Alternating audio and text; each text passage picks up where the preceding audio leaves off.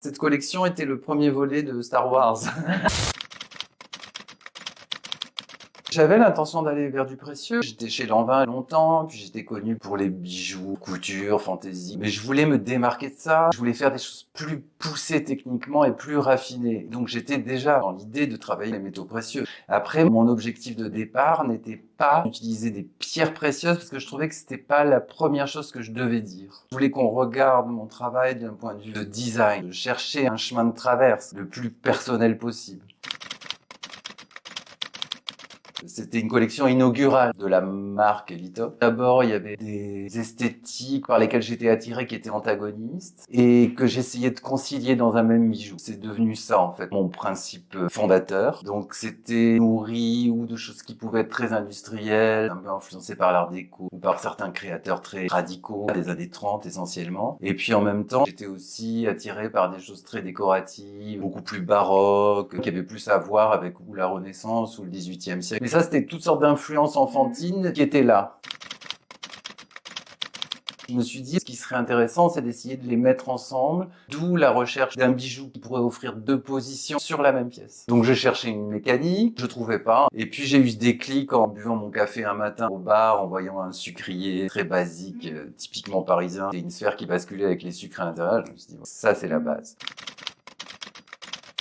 L'épiphanie s'est produite. Un jour, j'étais dans une librairie et par hasard, je suis tombé sur un livre qui rassemblait une collection de sphères armillaires, de globes et d'instruments astronomiques anciens, qui était la collection de Monsieur Kugel. C'est un livre qui s'appelle Sphères, l'art des mécaniques célestes. Ça a fait une demi-seconde, j'ai ouvert le livre, je me suis dit, c'est tellement évident que tout à coup, tout prenait sens. C'est comme ça que Mécanique Céleste est née.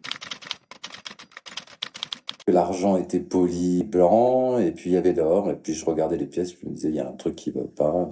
Et peu de temps après, en déjeunant avec une amie qui avait autour du cou un très beau pendentif, je pense des années 70 de René Boivin, et à cette époque-là, Boivin mélangeait beaucoup l'argent et l'or. Puis l'argent était totalement oxydé et patiné, et ça donnait alors une force et un dessin formidable. Je me suis dit, c'est ça qu'il me faut. Vraiment, ouais. Le déclic qui a tout changé, et qui en plus a vraiment créé ce que je cherchais, c'est-à-dire le mélange des temporalités.